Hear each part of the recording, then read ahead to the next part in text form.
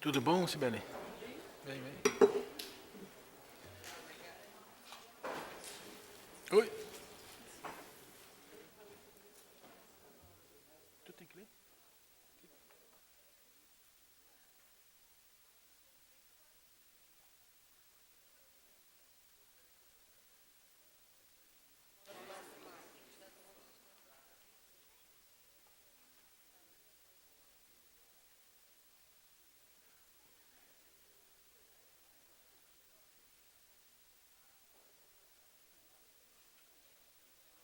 Em instantes, a TVA passa a transmitir a sessão do Pleno do Tribunal de Contas de Santa Catarina.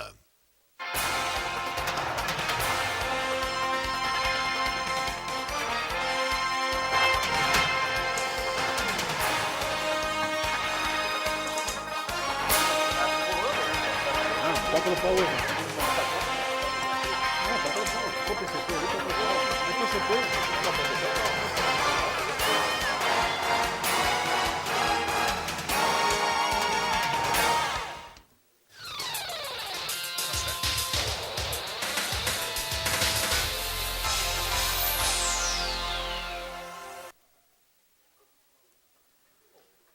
Havendo quórum regimental e invocando a proteção de Deus, declaro aberta a presente sessão ordinária. Quero fazer o registro que recebemos na tarde de hoje a visita dos acadêmicos da Faculdade de Direito, do Centro Universitário Estácio São José, 10ª fase, quase todos formandos. Nós temos aqui, em princípio, 72 acadêmicos e 2 professores. Vieram participar de palestra do TCE sobre controle externo da administração pública. Sejam todos bem-vindos e espero que, nesse início de sessão, possa valer algo precioso para todos vocês. Passo a palavra agora. Nós temos um pedido de sustentação oral, conselheiro Herbert, no processo de sua relatoria, de final 1857, do grupo 2 da Celesc, cujo procurador, Dr. Paulo Martinhago, se encontra na minha esquerda, na frente à esquerda. Com a palavra, o relator. Obrigado, senhor presidente. Processo citado por Vossa Excelência. Esse tribunal, por meio da Diretora de Controle da Administração Estadual, realizou no período de 12 de novembro a 20 de dezembro de 2012, auditoria em loco na Celesc, com o objetivo de verificar supostas irregularidades na contratação da empresa Monreal Corporação Nacional de Serviços de Cobrança SC Limitada, realizado por meio do contrato de prestação de serviço 35366, firmado em 17 de dezembro de 2003, e respectivos termos aditivos. O contrato foi resultado de licitação promovida por meio de edital de concorrência 410/2003, que tinha como objeto serviço de cobrança administrativa de faturas de energia elétrica inadimplidas, vistoria, corte e religação de unidades consumidoras, originárias dos municípios sobre a concessão de distribuição de energia elétrica da Celesc. Vale dizer que o presente processo teve origem na representação do Ministério Público do Estado de Santa Catarina, autuado como representação. Manifestação da área técnica. Quem elaborou o relatório foi a DCE. É pela conversão do presente processo em tomada de conta especial e definir a responsabilidade solidária, determinar a citação, o valor de suposto irregularidade de R$ 153.289,707, ou melhor, R$ 153.289.707,33. As pessoas que serão citadas, primeiro vou ler os ex-diretores. Sr. Carlos Rodolfo Schneider, Sr. Paulo Gorini Martinago, Sr. Oswaldo Mendes, todos aparece o período que eles foram diretores e a respectiva pasta. Sr. José Afonso da Silva Jardim, Gerson Pedro Berto, Eduardo Carvalho Citônio, Miguel Ximenes de Melo Filho, Otávio Acácio Rosa, Eduardo Pinho Moreira, Arnaldo Vinícius de Souza, Marcelo Gasparini da Silva. Este último ex-diretor jurídico institucional. Sr. Carlos Alberto Martins, diretor comercial. Sr. Sérgio Rodrigues Alves, também os gestores do contrato. Sr. Adriano Lima Medeiros, Sr. Ricardo dos Anjos, Antônio dos Santos, Ivonei Silveira, Heitor Luiz Breda. Irregularidade. Ausência de fiscalização da execução do contrato discutido, celebrado com a empresa Morreal e que colaborou para resultar em prejuízo em tela, em desrespeito aos artigos e à legislação citada.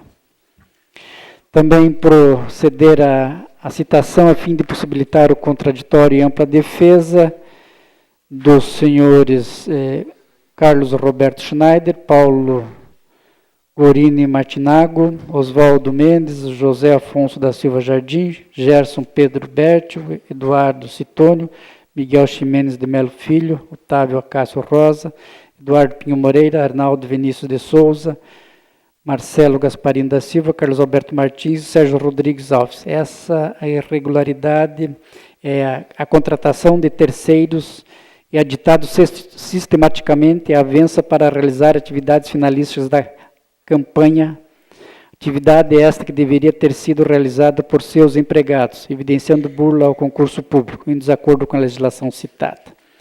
Também os mesmos ex-diretores citados pela celebração de contrato de risco e editamento sistemático do mesmo, em afronta aos princípios da legalidade e moralidade previsto na legislação. Sr. Carlos Rodolfo Schneider, Sr. Miguel Ximenes Filho, Sr. Eduardo Pinho Moreira, pela ausência de publicação dos termos aditivos de 17 de dezembro de 2004, o segundo termo aditivo 16 de dezembro de 2005, o terceiro termo aditivo 13 de 11 de 2016, o quarto e o quinto termo aditivos.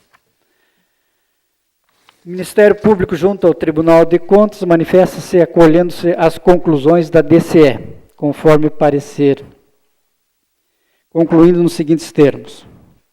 Antes exposto, o Ministério Público de Contas do Estado de Santa Catarina, com amparo na competência conferida pelo artigo 108 da Lei Complementar 202/2000, manifesta-se pela adoção do encaminhamento proposto por meio do relatório DCE 67/2017, ressaltando a necessária declaração de consumação da prescrição decenal quanto aos gestores apontados neste parecer, nos termos do artigo 205 do Código Civil. Senhor presidente, esse é um breve relato da manifestação da instrução do Ministério Público.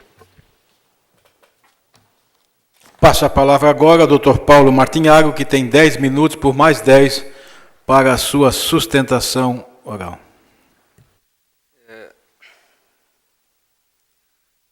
Conselheiro presidente Luiz Eduardo Xerém, cumprimentando o presidente, cumprimento os demais conselheiros, nobre relator, Dr. Luiz Roberto Herbst, demais conselheiros presentes, professores, alunos de direito, funcionários, servidores.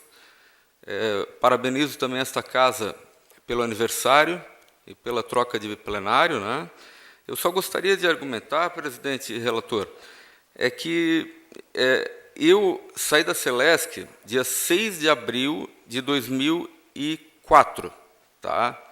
Essas alterações começaram a acontecer em 2005, 2006, 2007, 2008, 2009. Tem um relatório da auditora KPMG que fala que os pretensos danos ocorreram entre 2006 a 2009. Então, eu saí até por questões políticas, lá entre o presidente da Celesc e outras questões, né? Mas foi até uma saída que eu até agradeço ter saído, porque quando disseram para mim que eu ia sair do cargo, em março de 2004, eu disse, não paguem nada para Monreal. Tá? Tanto que no processo eu entreguei uma cópia para cada um dos conselheiros, a primeira nota fiscal é de julho de 2004, referente a serviços de julho. Então, não houve qualquer pagamento por parte da minha pessoa, tá? no ano de 2004. As notas fiscais são de agosto, julho, em diante. As deliberações que alteraram também foram pelos futuros presidentes e diretores da Celesc. O Ministério Público de Santa Catarina propôs uma ação, tá, civil pública por dano horário. Eu consigo um pouquinho de água?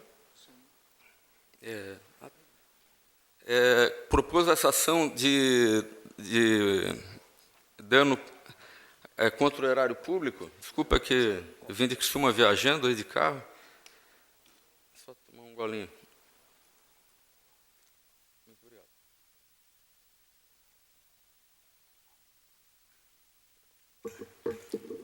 E nessa ação que tramita na Vara da Fazenda aqui da capital, o único diretor citado no vosso relatório que não está naquela ação sou eu, porque eu não pratiquei nenhum ato enquanto diretor financeiro da Celesc. Tá? O edital de licitação foi feita uma consulta prévia a esse tribunal, até está junto aí a última folha solta, se eu não me engano, e o doutor Clóvis, o conselheiro Clóvis Balsini, que também é lá da região de Criciúma, né?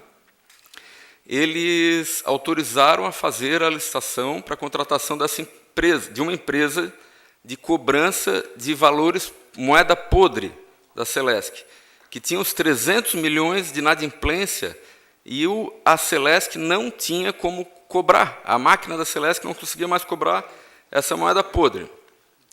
Então, foi proposto para o Tribunal de Contas a feitura dessa licitação para cobrar os valores com mais de 90 dias de atraso, uma coisa assim.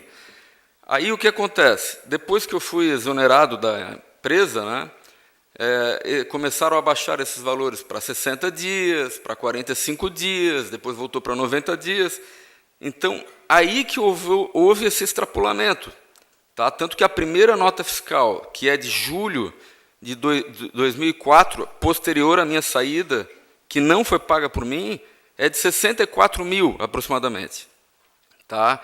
Então, eu respeitosamente venho perante vossas excelências, né, em causa própria, tá, em poucas palavras, requerer o afastamento de qualquer penalidade contra a minha pessoa. Já protocolei a defesa hoje perante o relator lá no protocolo. Requeiro seja recepcionada a legitimidade passiva de causa da minha pessoa, Paulo Gorini Martinhago, pois eu saí da empresa em 6 de abril e todos os atos praticados foram posteriores a 2005 e os danos pretensamente causados foram de 2006 a 2009, conforme a auditoria. E tem um parecer aqui dos advogados que foram contratados também pelo Ministério Público, a inicial do Ministério Público, tudo está demonstrando que eu nunca fiz parte de nada. Tá? Eu sei.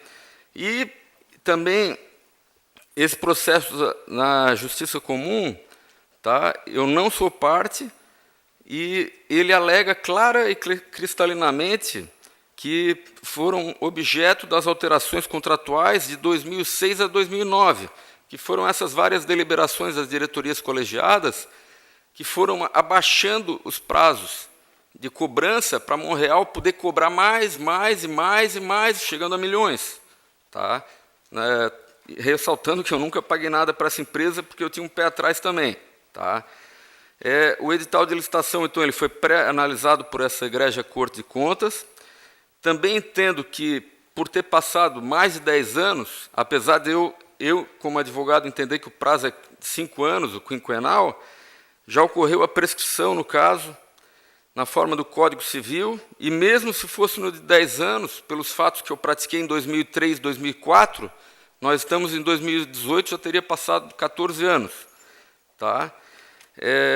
Então, Excelência, também levanto a decadência de 3 anos da lei das sociedades anônimas, tá? Porque a Celesc não deixa de ser uma sociedade anônima. A contar do ato lesivo, tá? Que foi a partir de 2005, mas eu nem estava mais lá em 2005. Então, por isso que eu venho aqui clamar a vocês para me retirar desse processo, que eu já tive um monte de problemas por causa dessa empresa, não tem? E é complicado.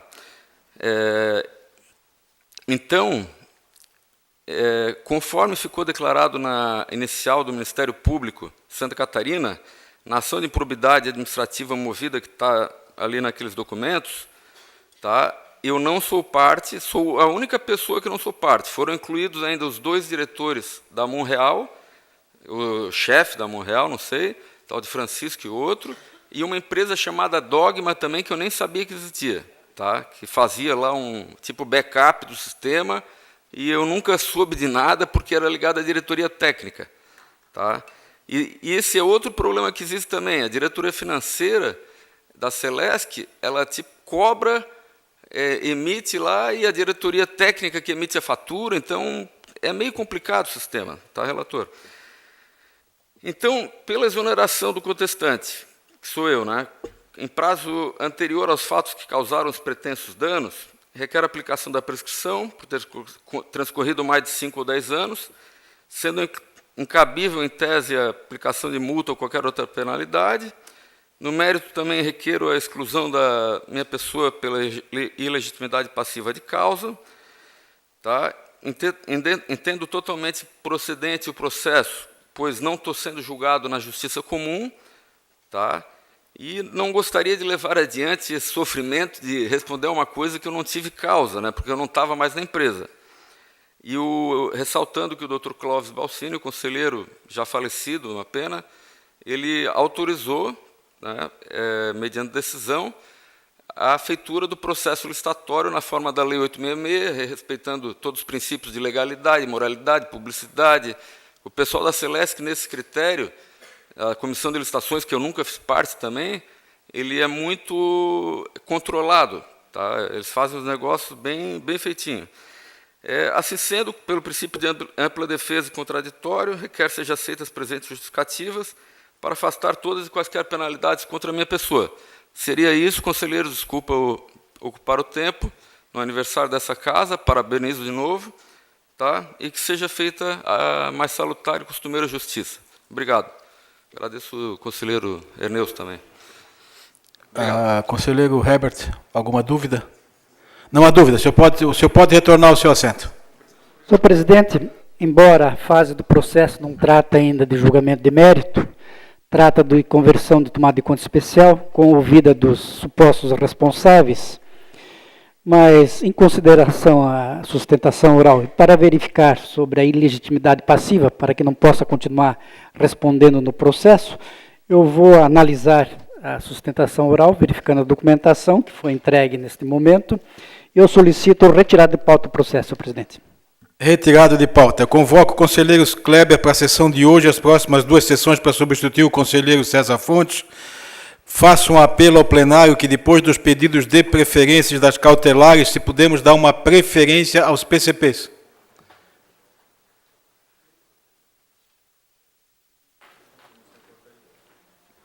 Então, vamos agora ao pedido de preferência. Nós temos aqui um pedido do procurador Nilton Macedo de Machado, o responsável Dário Berger, o relator Erneusto Nadal, processo de final 8245, de grupo 2, conselheiro Erneusto.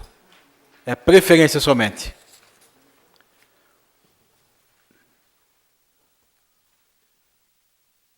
Já estou localizando, senhor presidente. 8245, não é verdade?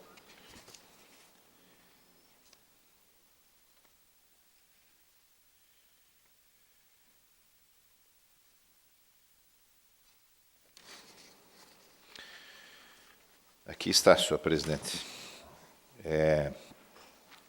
O processo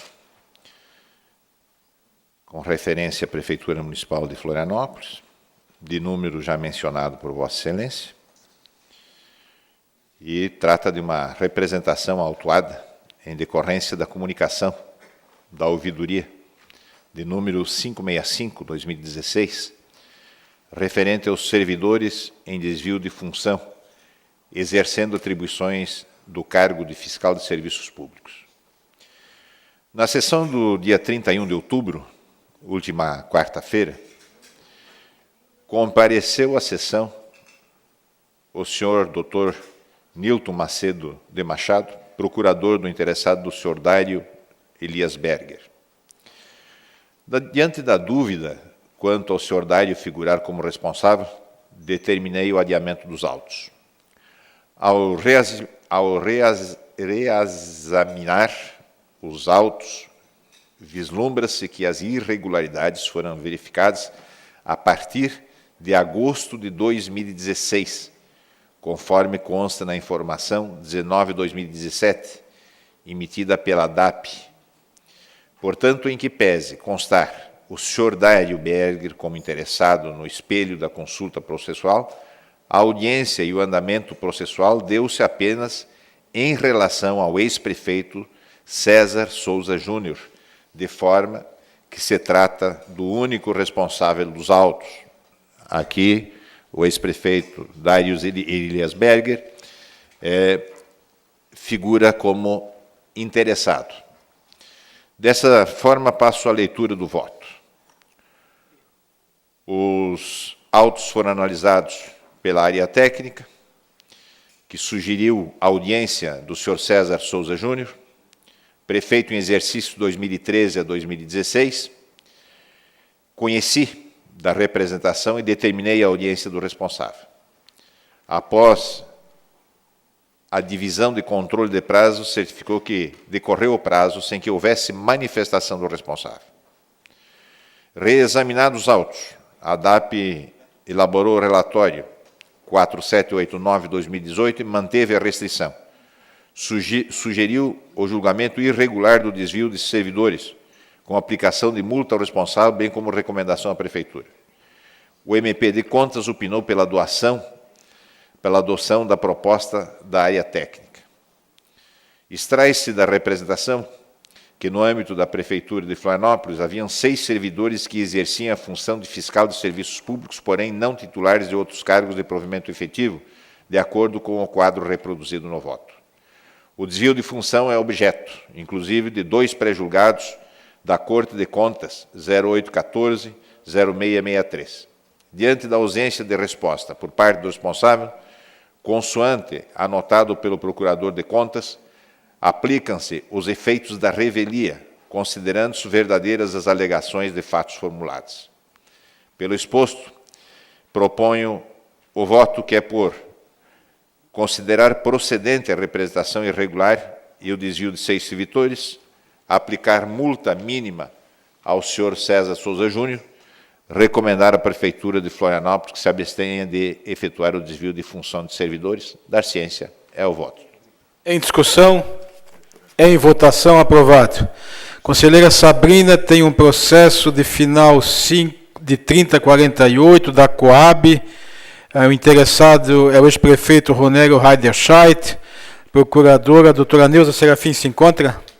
Se encontra presente, conselheira Sabrina. Eu acho até que esse processo já foi lido, alguma coisa, não?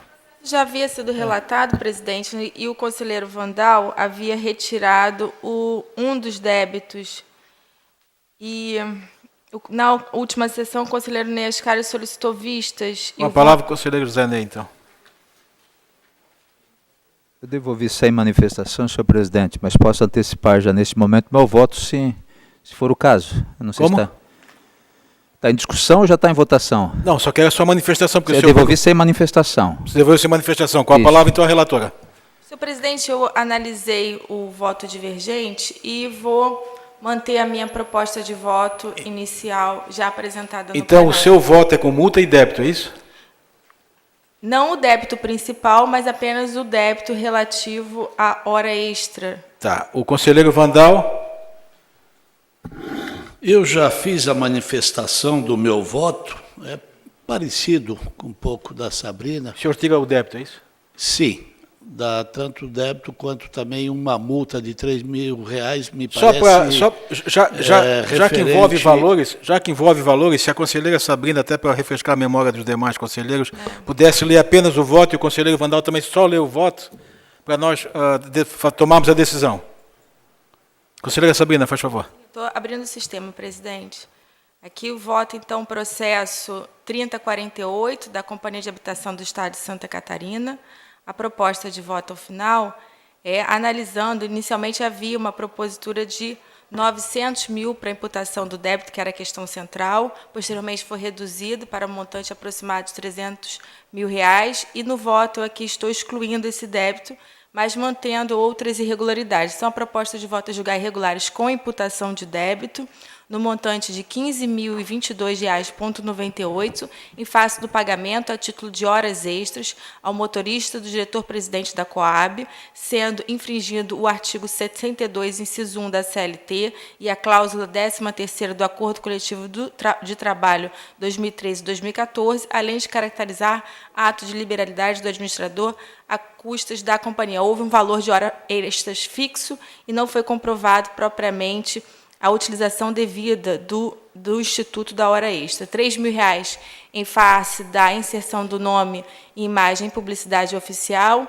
e aplicação de multas de R$ 3.000 em face da redução sem autorização do Conselho de Política Financeira da jornada de trabalho, R$ 3.000 em razão da realização de despesas no montante de R$ 875.900 em publicidade para a divulgação do programa, sendo tal valor excessivo e constituído por dispêndio contrário aos fins e interesses públicos, R$ 1.136 em face da concessão de empregado de licença sem remuneração por prazos indeterminados, respeitando o artigo 77 da Lei 6745, e multas de R$ 3.000 à senhora Fernanda Pereira em razão da redução sem autorização do Conselho de Política Financeira, multa de R$ 3.000 à senhora Alessandra, também em razão da redução da jornada sem autorização do Conselho de Política Financeira, e ao senhor Ernei José, também um montante de R$ 3.000 em razão da mesma irregularidade.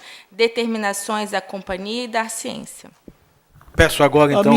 Senhor presidente, a proposta de voto é muito parecida. Também a minha proposta é julgar pela irregularidade, mantendo o débito de R$ 15.022, que era a respeito do motorista, né, sendo aí condenado o senhor Ronério Heiderscheid, aplicando umas multas e diminuindo a multa de R$ 3.000 para R$ 1.132. Então, a proposta é julgar irregulares com o débito, multa de R$ 1.136,52, em face da redução sem autorização do Conselho de Política Financeira da jornada de trabalho dos empregados da Coab. Também mais uma multa em face da concessão a empregado de licença sem remuneração por prazo aí indeterminado. Também aplica uma multa a Fernanda Carvalho Pereira, de R$ 1.136,52, em face da redução sem autorização do Conselho de Política Financeira da jornada também de trabalho dos empregados da Coab. Da mesma forma, uma multa a Alessandra Andrade Klettenberg e uma multa a Ernei José Stalin. Ainda fazer algumas determinações. Então, temos um voto divergente, que é o do voto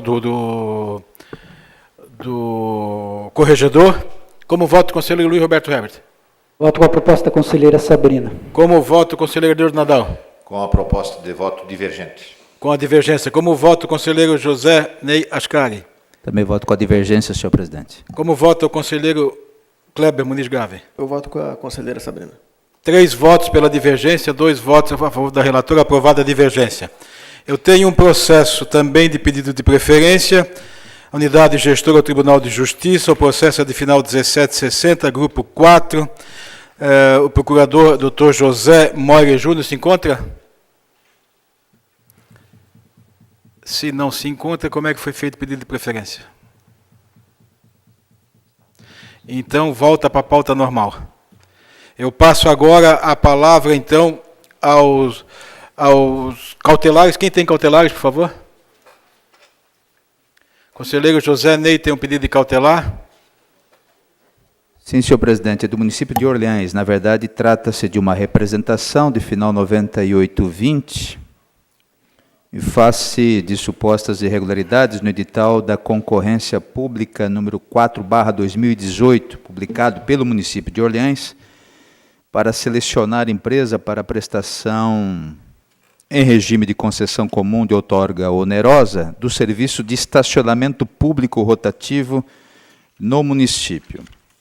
Ainda ontem à tarde, este relator concedeu a cautelar para sustar o edital de concorrência mencionado, na fase que se encontra, em face das seguintes irregularidades: não cumprimento do prazo de 45 dias entre a publicação do edital e o recebimento das propostas, ausência de publicação do ato justificativo prévio ao edital de concorrência, também ausência de cláusulas que prevejam a revisão ordinária, ausência de cláusulas definidoras dos bens reversíveis, bem como da operacionalização do Instituto, e, por fim, ausência de cláusulas relativas à exigência de publicação de demonstrações financeiras periódicas da concessionária.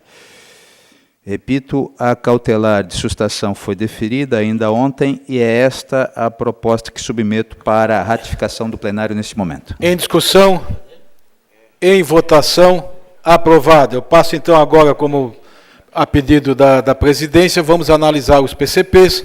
Eu começo então com o conselheiro corregedor, avisando que às 15h30 encerraremos a sessão para iniciarmos a sessão solene em homenagem aos 63 anos do Tribunal de Contas do Estado de Santa Catarina. Obrigado, senhor presidente. Eu saúdo também os acadêmicos de direito aqui presentes. Eu tenho 10 PCPs, processos de prestação de contas, senhor presidente. Se Vossa Excelência permitir, eu posso relatar em bloco, fazer um pequeno resumo. Deve. Final 3835, Prefeitura Municipal de Santa Rosa de Lima, do ano de 2017, aliás, são todos de 2017. Final 8900, Prefeitura Municipal de Imbuia. Final 5398, Prefeitura Municipal de Trombudo Central. Final 8656, Prefeitura Municipal de Sul Brasil. Final 3811, Prefeitura Municipal do Município de Riqueza. Final 9023, Prefeitura Municipal de Uruçanga. Final 9339, Prefeitura Municipal de Nova Trento. Final 3139, Prefeitura Municipal de Sombrio. Final 5299, Prefeitura Municipal de Rancho Queimado. E final 6708, Prefeitura Municipal de Campo Belo do Sul. Todos os itens constitucionais aí foram de acordo, as prestações de conta, tanto na área da saúde, da educação. E a minha proposta de voto dos 10 processos é recomendar às egrégias câmaras municipais a sua aprovação. Apenas explicando aos nossos acadêmicos que o conselheiro relator ele está julgando contas de prefeitos municipais, contas relativas ao ano de 2017. Em discussão, em votação, aprovado. Conselheiro Luiz Roberto Herbert. Obrigado, senhor presidente. São 2 processos. O primeiro, 183027, da Prefeitura Municipal de Ouro. O segundo é o 413391, da Prefeitura Municipal de Anchieta. A DMU apresentou os apontamentos de restrições e irregularidades, nenhuma de ordem grave ou gravíssima. O Ministério Público no Tribunal de Contas manifesta-se pela aprovação e o nosso voto é recomendar à Igreja Câmara Municipal a aprovação das contas com as observações constantes do voto. Em discussão, em votação, aprovado. Conselheiro Eneus Nadal. Senhor presidente, o PCP de final 3356, da Prefeitura Municipal de Presidente Getúlio, trata das contas do Executivo Municipal daquele município, referente ao exercício de 2017, de responsabilidade do senhor Nelson Virtuoso. A área técnica constatou irregularidades de ordem legal, aqui enumeradas, e também denota-se a ausência de encaminhamento do plano de ação, o plano de aplicação e a avaliação do cumprimento dos referidos planos do Conselho Municipal dos Direitos da Criança e do Adolescente. O MP de Contas recomendou a aprovação das contas. Com relação às irregularidades apuradas, entendo que não se revestem de gravidade suficiente a comprometer a prestação de contas Em análise, cabendo formular recomendação à unidade gestora. Por isso mesmo, o meu voto é por recomendar à Câmara Municipal de Presidente Getúlio a aprovação das contas de 2017, com recomendações ao Executivo, a fim que atente para as irregularidades evidenciadas e que efetue as adequações necessárias ao cumprimento das políticas públicas afetas à educação, avaliadas no exercício. É o voto, senhor presidente. Em discussão, em votação, aprovado. O senhor tem mais algum? Não, senhor. Com a palavra, o conselheiro José Niascari. Não tenho nenhum CPC, senhor presidente. Na Com a pauta palavra, o conselheiro Kleber Muniz Gávea. Em Presidente. substituição ao conselheiro César Fontes. E se já tiver algum também de sua autoria, também já pode passar a régua. Inicialmente, eu relatarei 4 processos que são do conselheiro César Fontes. O processo final 121/2009, Prefeitura Municipal de Mirim Doce, responsável Emir Mengarda e Sérgio Luiz Paizan. 144/633 da Prefeitura de Vidal Ramos, responsáveis Vânio César Petri e Laércio da Cruz. 186/123, Prefeitura de Pedras Grandes, Laércio Savi Felipe e Wilson Tadeu Marcon. E o 278/168, Prefeitura Municipal de Jacinto Machado, Valdir Trombim e João Batista Mesari. Todos os processos foram regularmente instruídos pela área técnica deste tribunal. Algumas restrições de ordem regulamentar ou legal, mas nenhuma de caráter gravíssimo que levasse à proposição para rejeição de contas. Tendo em vista também o parecer favorável apresentado pelo Ministério Público de Contas, a proposta de voto em todos é por propor a aprovação das contas mencionadas. E de minha relatoria, presidente, há mais um processo. Deixa eu só encerrar, então, pessoal, então, os do conselheiro César Fontes estão em discussão, em votação, aprovado. Agora o de sua autoria. O processo 162/968, Prefeitura de Curitibanos, responsável Ivan França e José Antônio Guide. Também, neste caso, nenhuma restrição de ordem gravíssima. E a proposta de voto é também por recomendar a aprovação das contas. Em discussão, em votação, aprovado. Conselheira Sabrina. Senhor presidente, é o processo 80.001 da Prefeitura Municipal de Faxinal dos Guedes. Eu vou apenas fazer uma análise resumida em homenagem aos estudantes de Direito para que eles possam compreender melhor esse novo modelo de prestação de contas que nós estamos trazendo aqui no estado de Santa Catarina. Nesse ano, a busca do PCP tratou da integração das redes de políticas públicas. Então, foi dado ênfase ao Plano Nacional de Educação, ao Plano Nacional de Saúde e ao Plano Internacional, que se traduz nos Objetivos do Desenvolvimento Sustentável, que é a Agenda da ONU 2030.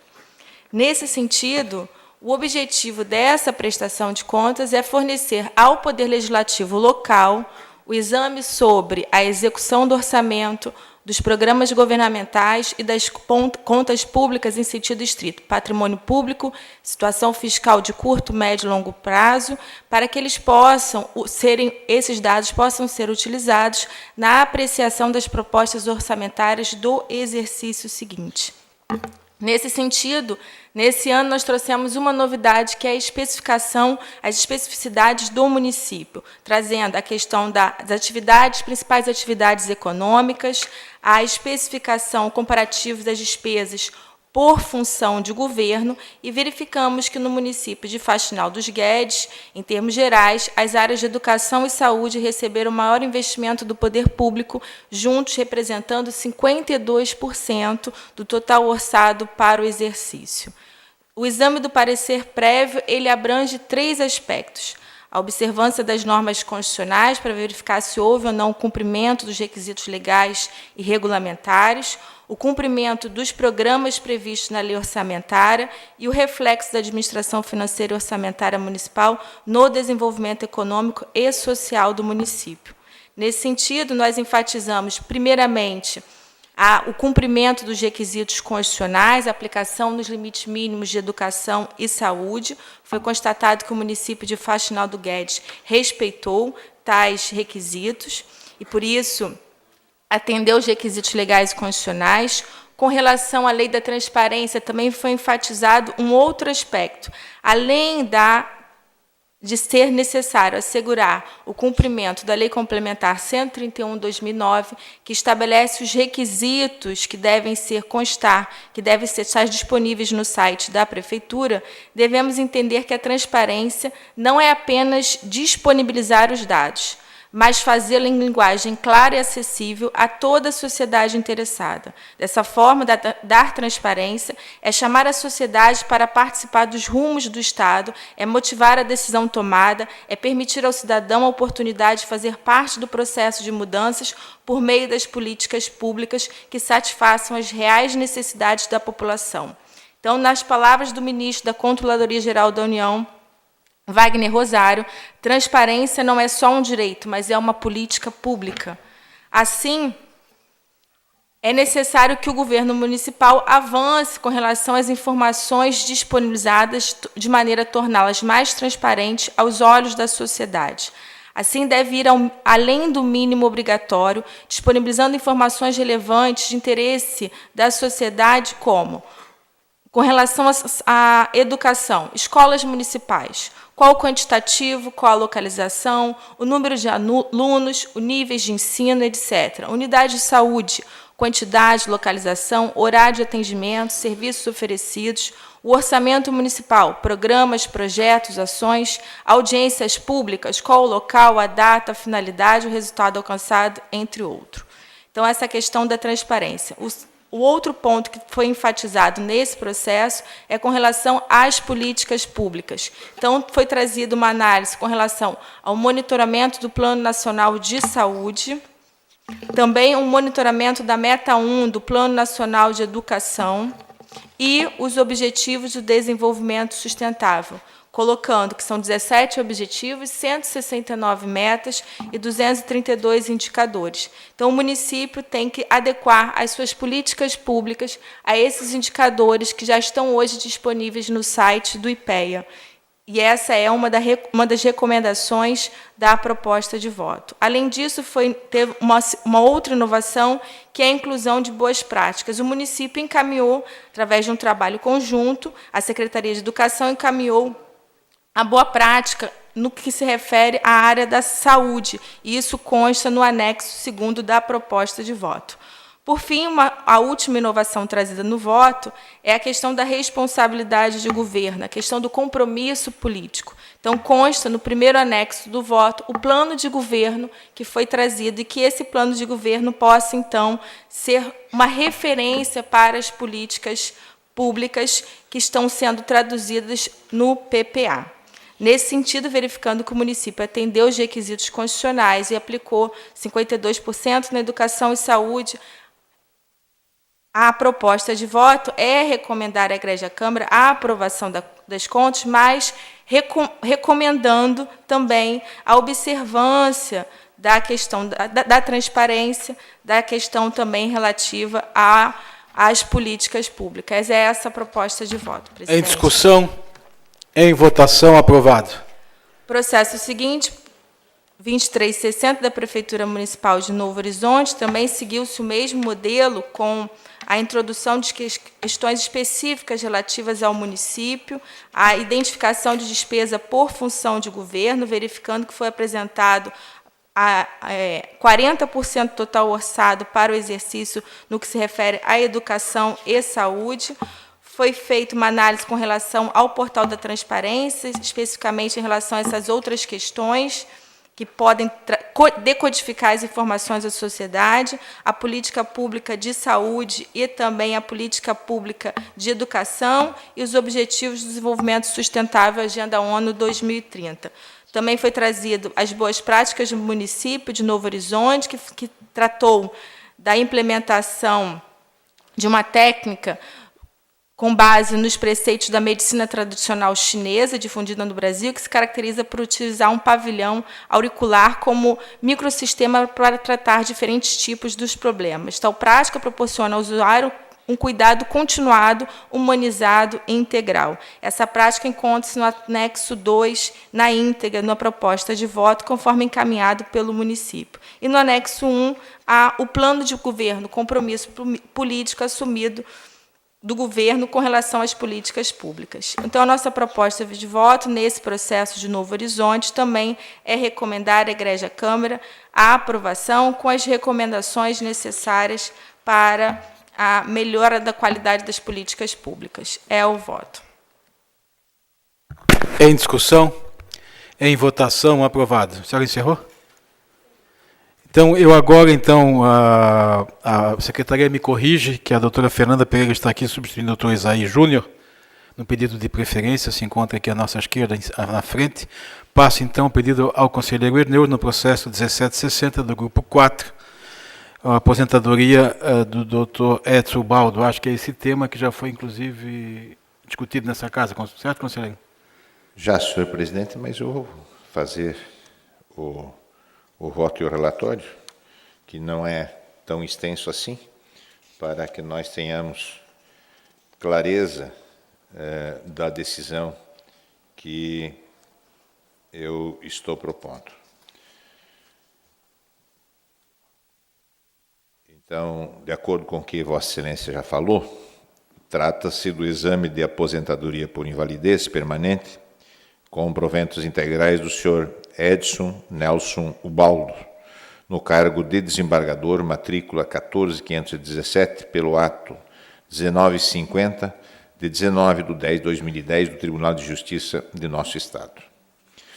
Foi exarada a decisão preliminar 1723/2015, que assinou o prazo a fim de que o Tribunal de Justiça procedesse à retificação do ato aposentatório. O Tribunal de Justiça encaminhou documentação comprovando a retificação do ato na forma determinada, a qual foi declarada nula por decisão exarada no mandado de segurança, de número final 24.000, interposto pelo aposentado, mantendo sua concessão na forma originária. A DAP, efetuando o reexame da matéria, sugere o registro do ato aposentatório em vista da decisão judicial proferida. No mesmo sentido, é o entendimento do Ministério Público de Contas. Efetuando o exame dos autos, destaco inicialmente que o Tribunal de Justiça acatou, na sua totalidade, a decisão preliminar exarada por esta Corte de Contas, no sentido de determinar a alteração dos proventos fixados ao desembargador Nelson Ubaldo, em vista da ausência dos pressupostos constitucionais estabelecidos para a concessão de proventos integrais. Tanto assim que foi editado o ato 895/2016, que retificou o ato 1950 de 2010, passando a conceder proventos proporcionais ao aposentado. Ocorre que a referida decisão administrativa foi revista por força de decisão judicial proferida nos autos do mandado de segurança mencionado retro. Considerando os posicionamentos apresentados pela DAP e pelo órgão ministerial, determinei o encaminhamento dos autos à Consultoria Geral deste Tribunal, que já havia se manifestado no mandado de segurança, a fim de que se posicionasse acerca do melhor encaminhamento a ser adotado. A COGE expõe que a decisão referida não transitou em julgado, visto que o Estado de Santa Catarina interpôs recurso extraordinário no Supremo Tribunal Federal, restando mantida a decisão judicial acerca do cálculo do benefício previdenciário do aposentado. E ainda que, em situação similar que tramitou nesta Casa, o conselheiro Wilson Vandal, mediante despacho de final 2152, determinou que o andamento do processo de final 6610, que tratava do reexame de ato de aposentadoria da juíza estadual, aguardasse o julgamento do Supremo Tribunal Federal. Ante o exposto, e considerando a necessária segurança jurídica dos atos proferidos por esta Corte de Contas, bem como o respeito a precedente mencionado pela COGE, em seu parecer, voto para que seja determinado o sobrestamento dos autos até o trânsito em julgado da decisão judicial exarada no mandado de segurança número 40.05.507.69.2016, .8.24.000. Dar ciência é o voto, senhor presidente. Em discussão? Em votação, aprovado. Voltamos agora à normalidade dos grupos. Eu passo a palavra ao conselheiro José Niescar, que tem um processo no grupo 1. Senhor presidente, Conselheira Sabrina. eu tenho apenas uma cautelar que não consta no sistema, mas que não foi ratificada, se eu puder relatá-la. Então, a senhora tem a palavra. É o processo LCC 8530 da Prefeitura Municipal de Concórdia, trata-se do registro de preços para a contratação de empresa em regime de empreitada por preços unitários para execução de passeios públicos em diversos pontos do município, conforme especificações constantes no anexo A e B do edital. Os autos foram, então, encaminhados para a DLC, um valor estimado é de R$ 4.173.000, sendo que o objeto foi dividido em um lote conforme especificações que constam na tabela. A cessão de envelopes estava prevista para o dia 1º/11/2018. A DLC manifestou-se pela irregularidade em face da utilização indevida do pregão, visando registro de preço para consideração de obras e serviços de engenharia, contrariando o artigo 15, inciso 2 da Lei 8.666. Projeto básico deficiente, exigência de qualificação técnica genérica em inobservância à Lei de Licitações.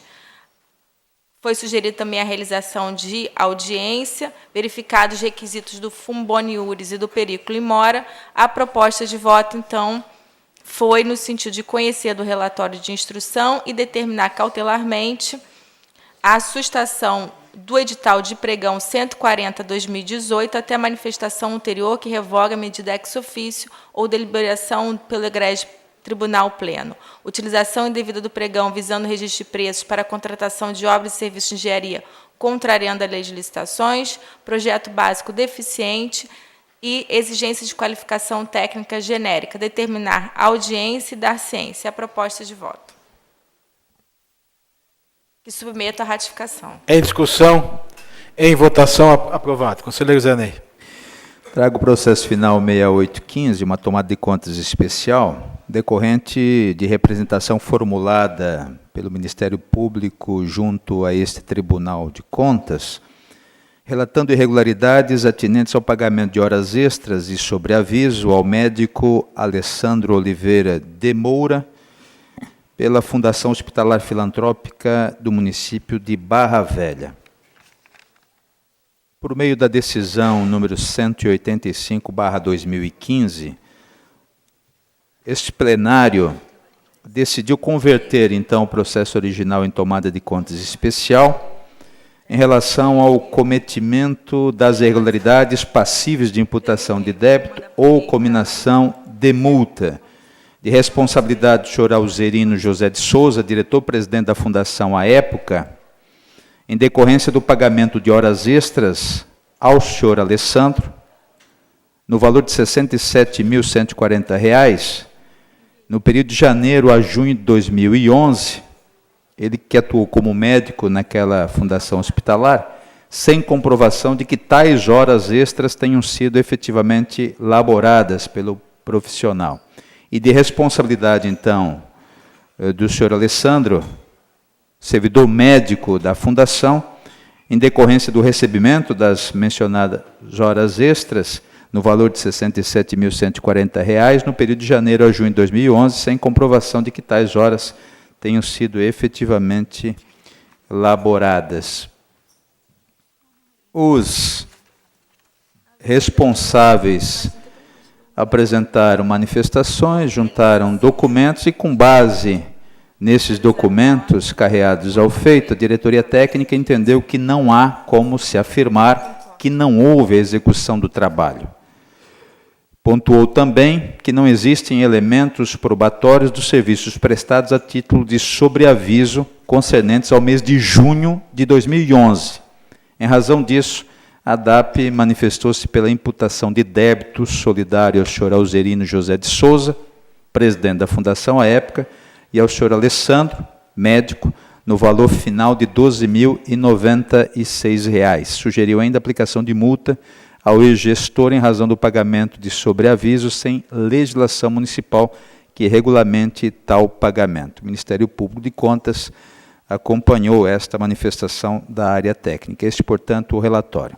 Na verdade, este processo versa sobre irregularidades, objeto da ação civil pública que tramitou na comarca de Barra Velha. Esta ação civil pública foi extinta, sem julgamento do mérito, uma vez que o objeto da ação, que era a intervenção judicial com consequente afastamento dos representados, esta ação judicial, então, foi extinta sem julgamento do mérito. Os eventos relatados neste processo, é importante salientar, não foram apurados por aquela ação civil pública. No tocante à irregularidade dos pagamentos efetuados, não merece reparos a conclusão a que chegou a área técnica. Como bem pontuou a DAP, não havia, à época dos fatos, legislação municipal que referendasse o pagamento desse adicional de sobreaviso ao médico senhor Alessandro, o que denota infração ao artigo 37, inciso 10 da nossa Constituição Federal, que estabelece que a administração pública só deve agir de acordo com disposição legal previamente estabelecida, inclusive no que diz respeito à remuneração dos servidores públicos. A previsão de pagamento deste sobreaviso veio a ser disciplinado pela Lei Complementar número 120, mas apenas em novembro de 2011, ou seja, após a execução do serviço por parte do profissional médico. Veja-se que a lei é posterior, portanto, ao período em que estamos discutindo. Destaco que o valor atinente à hora de sobreaviso foi fixado em contrato, quando o correto seria que o valor fosse estipulado através de norma municipal, que passou a existir, mas apenas posterior ao serviço efetivamente executado. Esta é, portanto, a primeira questão a ser encarada neste processo. Confirmada a ocorrência, portanto, do ato irregular, passo ao exame da quantificação do dano. E analisando os documentos apresentados, não há como afirmar que o senhor Alessandro não teria prestado quaisquer serviços junto à unidade gestora, ou mesmo que não estava em sobreaviso nos meses de janeiro a maio de 2011, uma vez que presentes nos autos as escalas médicas supracitadas e as fichas de atendimento, as quais abarcam o período em questão. Entretanto, não é possível precisar qual seria a efetiva carga horária relativa ao sobreaviso e qual seria a efetiva carga horária correspondente aos plantões presenciais, visto que as escalas apenas mencionaram os turnos dos médicos. Aliado a isso, os contra-cheques do senhor Alessandro, relativos aos meses de janeiro a maio de 2011, não distinguiram os valores pagos com base em plantões efetivamente executados pelo servidor e aqueles pagos com relação às horas de sobreaviso, somente fazendo tal distinção no mês de junho de 2011. Em razão disso, não merece reparos a conclusão que chegou à área técnica no sentido de que não seria possível quantificar o dano ao erário nos meses de janeiro a maio de 2011, visto a ausência de razoabilidade para apontar cabalmente que o médico deixou de efetuar quaisquer atividades no período em tela, seja de sobreaviso ou de plantões presenciais. Por outro lado, especificamente em relação ao mês de junho de 2011, pode-se constatar o pagamento de verbas relativas a horas de sobreaviso de forma discriminada, em rúbrica específica, conforme se vislumbra do contra-cheque acostado. Diante disso, há que se imputar aos responsáveis solidariamente a condenação no montante de R$ 12.096, referente ao pagamento de sobreaviso ao senhor Alessandro, sem previsão legal e sem a comprovação de que o referido estava em escala de sobreaviso no período de junho de 2011, conforme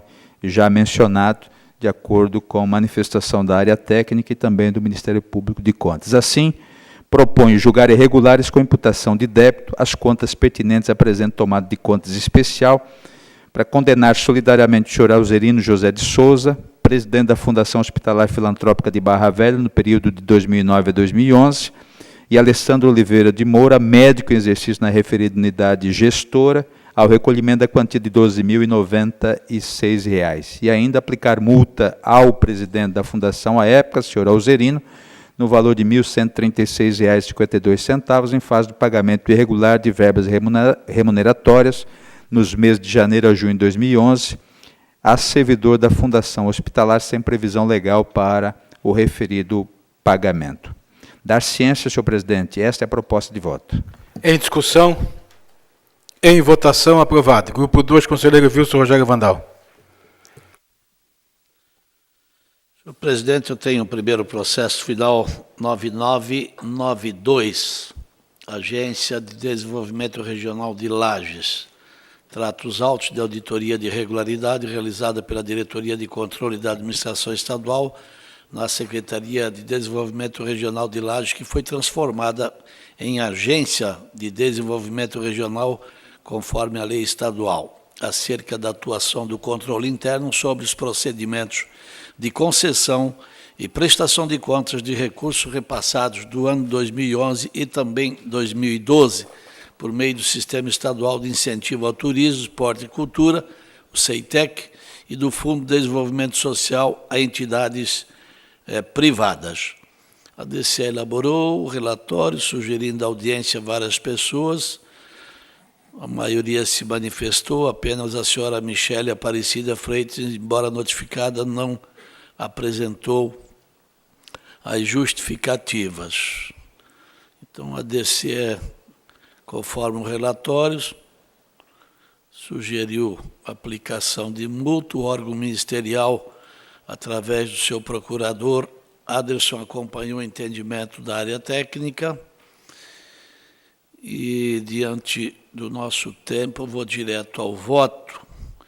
É conhecer do relatório da diretoria estadual referente à auditoria de regularidade, conforme a lei estadual, que atua no controle interno sobre os procedimentos de concessão e prestação de contas de recursos antecipados, aí do Secretaria de Turismo, Esporte e Cultura e também do Desenvolvimento Social e entidades privadas. Fazer uma recomendação à Agência Regional de Desenvolvimento que não conceda andamento processual a projetos que não apresentem todos os documentos necessários, atente ao cumprimento aí do disposto da Lei 9784, como também do artigo 36, inciso 8º, do artigo 56, inciso 3º. Atente para a vedação e outros cumprimentos. E dar ciência é a proposta de voto. Em discussão, em votação, aprovado. Processo seguinte, final 0471. Auditoria sobre despesas decorrentes da prestação de serviços de propaganda do Poder Legislativo Estadual do exercício de 14 a 16. A Diretoria de Controle da Administração, por meio do relatório, sugeriu a conversão do presente processo em tomada de conta especial, bem como a citação dos responsáveis para a apresentação de defesa. O Ministério Público, junto ao Tribunal de Contas, por meio do parecer, manifestou no sentido de acolher o entendimento do corpo técnico e sugeriu ainda a citação de outros responsáveis.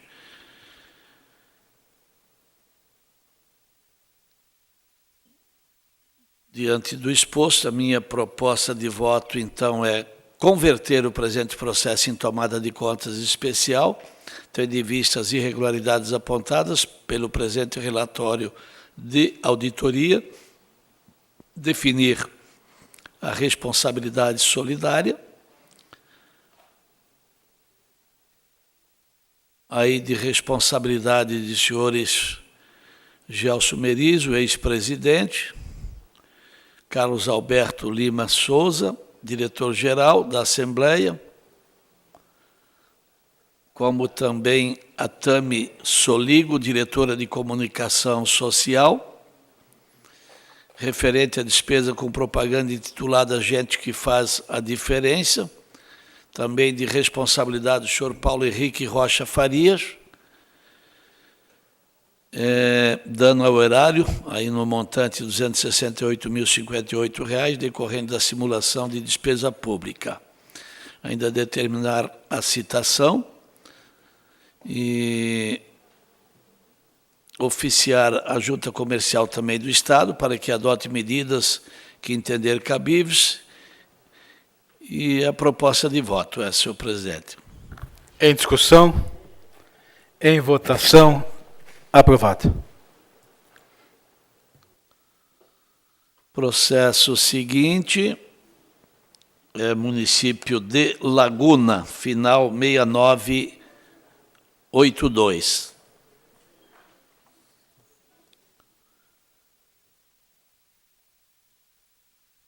Trata-se de representação relatando suposta irregularidade no âmbito da Prefeitura Municipal de Laguna do exercício 2006. A Diretoria de Controle, por meio do relatório, sugeriu não conhecer. A minha proposta de voto é não conhecer e pelo arquivamento. Não conhecer e pelo arquivamento, senhor presidente. Em discussão, em votação, aprovado. O processo seguinte, final 2254, Prefeitura Municipal de Balneário Pissarras, solicito a retirada de pauta. Retirada de pauta. Final 0690, Fundo de Desenvolvimento Social.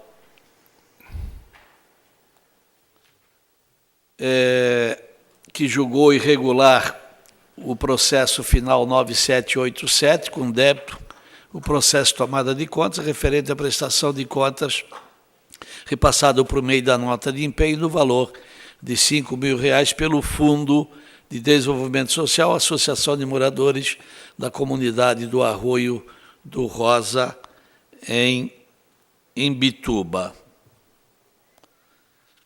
Então, acompanhando a área técnica do Ministério Público, a proposta de voto é conhecer e negar provimento. Em discussão. Senhor presidente, não sei se eu estou no mesmo processo, é o de final 0690. Isso. Não sei, conselheiro Vandal, no meu voto é conhecer e cancelar a multa proporcional ao dano aplicado a Neuzeli Yunques Costa, é isso? Deixa eu ver aqui. O senhor tem razão, conselheiro Nelson. É isso que está no voto. Pode ser um equívoco? Pode ser um equívoco aqui, que eu fiz uma anotação na pauta para agilizar a sessão a pedido do senhor presidente e fazendo aqui um resumo do resumo. Diante do exposto, o voto... realmente, é cancelar a multa de R$ 5.000 aplicada à senhora Neuzeli Yonques Costa, constante no item 6.3.2 da deliberação, e ratificar os demais termos. Tem tanta negação para essa Neuzeli que acaba a gente confundindo nos processos, mas esse foi realmente por cancelar. A multa apenas, o débito não, né? Da associação, é isso. Senhor presidente, senhor conselheiro, nós votamos aqui dezenas e dezenas de processos mantendo a multa. Conselheiro Kleber, conselheiro Adircélio, este conselheiro e muitos outros conselheiros. Então, fica difícil agora, depois de manter todas as multas, e aí com a senhora Noezeli, há inclusive processo de ordem criminal por desvios de recursos que estão em curso, me parece que nós vamos dar ênfase a muitas indagações.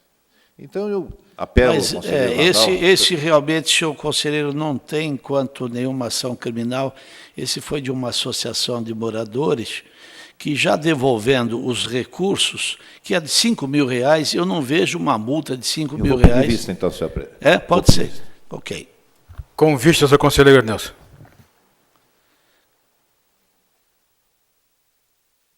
O processo seguinte, do último desse grupo, é o 7832. Prefeitura Municipal de Tubarão.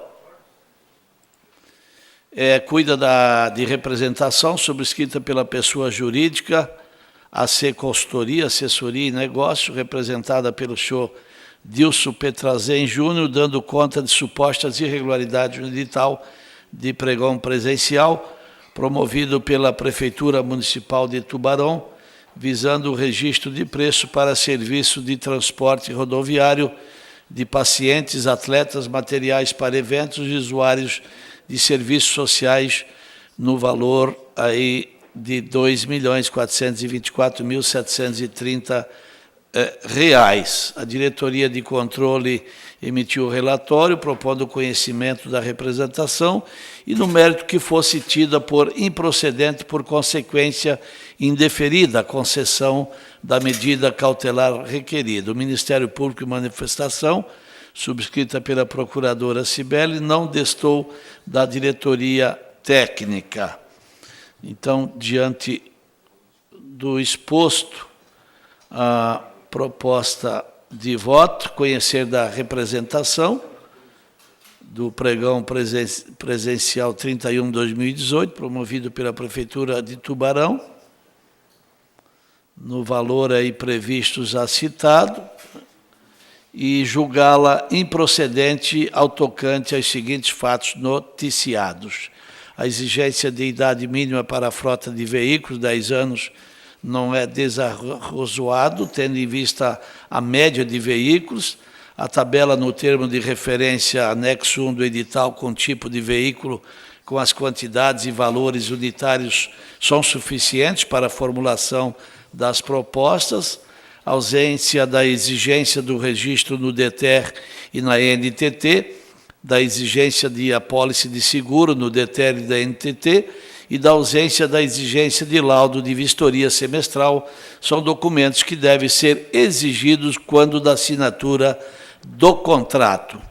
Não conceder a medida cautelar em face do não atendimento dos requisitos para sua concessão. Fazer uma recomendação da unidade que exija, quanto da assinatura do contrato, os devidos registros e vistorias legais e determinar o arquivamento dos autos e dar ciência à proposta de voto. Em discussão, em votação, aprovado. Nós temos agora o conselheiro Luiz Roberto Herbert. O presidente do processo 596121 solicita adiamento. Adiado. Conselheiro Kleber Muniz Gavi. Presidente, eu vou solicitar adiamento do conselheiro César para tomar ciência desses votos. A próxima sessão? Uhum. Adiado, do conselheiro César Fonte. Tenho agora processos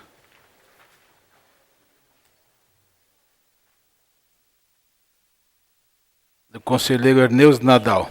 Conselheiro, são 3h16, eu vou encerrar mais ou menos 3h25, porque o conselheiro Herbert tem um processo para votar que é necessário ser votado ainda hoje.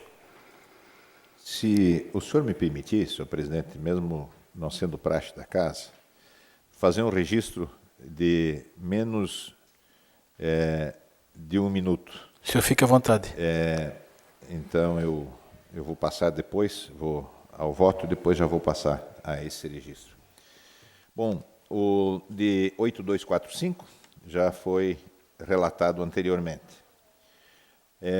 O processo 8060 da Câmara Municipal de São José, tendo como responsável o seu Edio Osvaldo Vieira. É um recurso de reconsideração interposto pelo senhor Edio Osvaldo Vieira contra acórdão exarado em processo de tomada de contas especial. Os autos foram à área técnica, que se manifestou pelo conhecimento do pedido e no mérito por seu parcial provimento. No mesmo sentido, o entendimento do Ministério Público de Contas. O recurso preenche os requisitos, deve e pode ser reconhecido. No que diz respeito à questão preliminar arguída relativa à possível prescrição processual na forma estabelecida pelo artigo 24A da Lei Complementar 202/2000, acompanho os entendimentos exanados que aponta seu descabimento, vez que a deliberação questionada trata de débitos impostos ao recorrente, portanto, imprescritíveis, frente ao que dispõe o artigo 37, parágrafo 5º da Carta Maior, bem como no posicionamento do Tribunal de Contas da União e desse Tribunal. Com relação ao mérito, Destaco que o acórdão recorrido imputou débito ao recorrente de R$ 209.728,00, face à não comprovação da realização das despesas públicas relativas, respectivamente, à veiculação de publicidade e seu agenciamento. O recorrente pleiteia o cancelamento das penalidades mediante o encaminhamento de farta documentação com o intento de comprovar a correta aplicação das despesas referidas e argumentos que o exame de serviços de publicidade regulados pela Lei Federal 12.232, bem como a prestação de atividades complementares, merece uma avaliação técnica e devem ser conceituados como serviços especializados. A área técnica, em análise detalhada da documentação encaminhada, adotando os parâmetros utilizados na instrução dos autos originais quanto ao débito imposto no item 6.1 da decisão recorrida, concluiu que o recorrente apresentou comprovantes de despesas com veiculação de publicidade no valor de R$ 125.990,00, sugerindo que o débito passe a ser de R$ 87.737,00.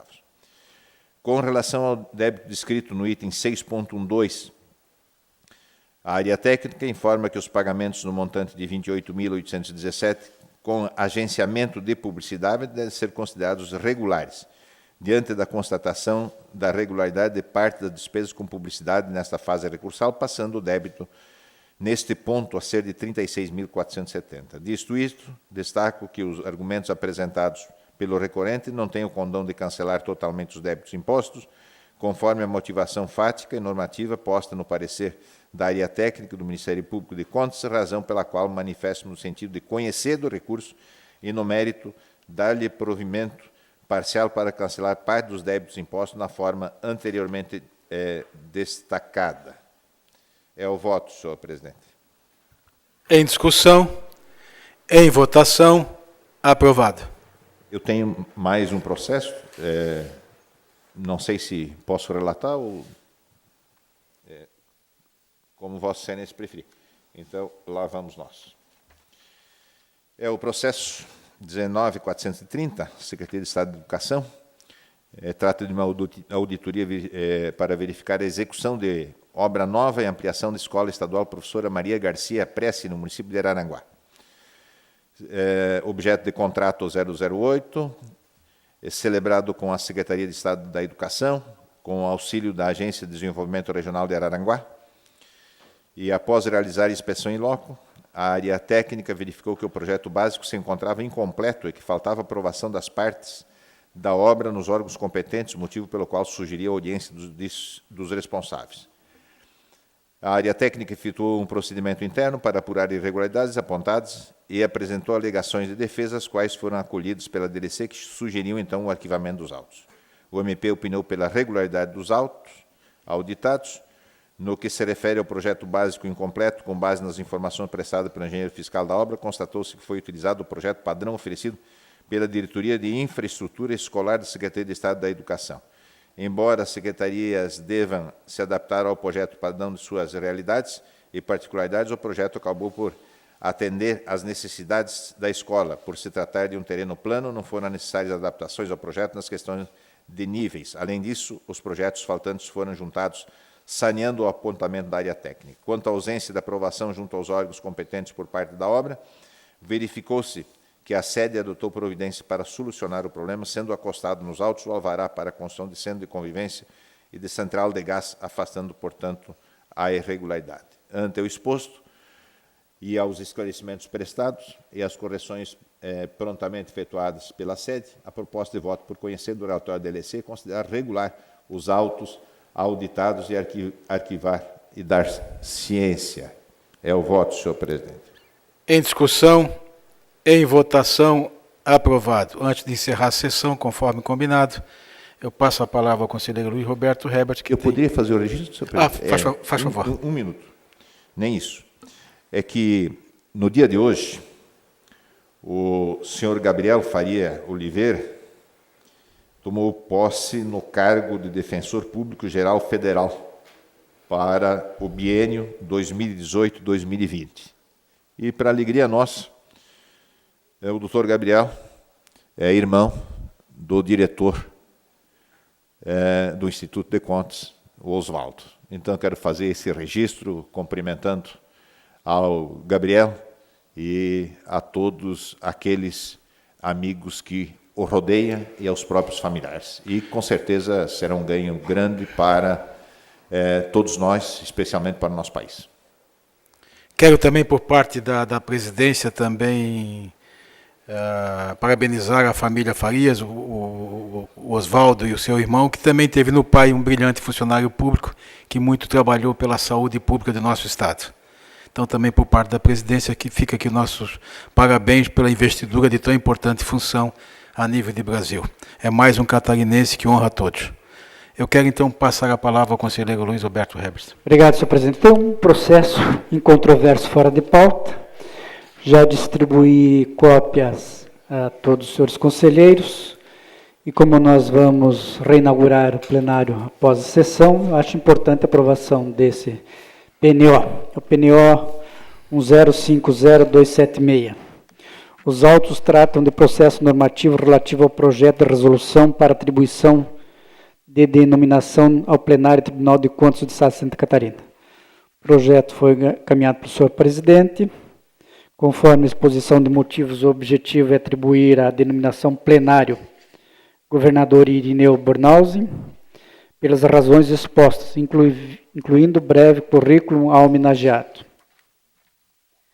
As justificativas se encontram na exposição de motivo, e eu destaco, no item A lei de criação do Tribunal de Contas foi institucionada pelo então governador Irineu Bornhausen, em 1955.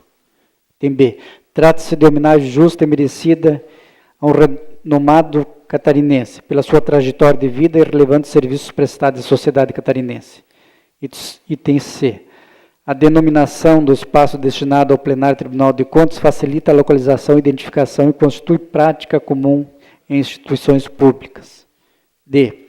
Semelhante ação ocorreu com a denominação do hall do novo edifício sede desta Corte de Contas como Espaço Willis Umblick. E, sendo denominação de apenas uma sala ou espaço do prédio, e não de todo um bem público, não se mostra necessária lei específica. E a conclusão, o voto é pela aprovação do projeto de resolução, senhor presidente.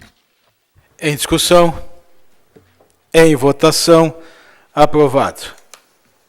Eu encerro, então, a presente sessão, convocando outra para o dia e hora regimental, e também aproveito para convocar uma sessão administrativa para segunda-feira, às 16 horas, no plenário desta casa.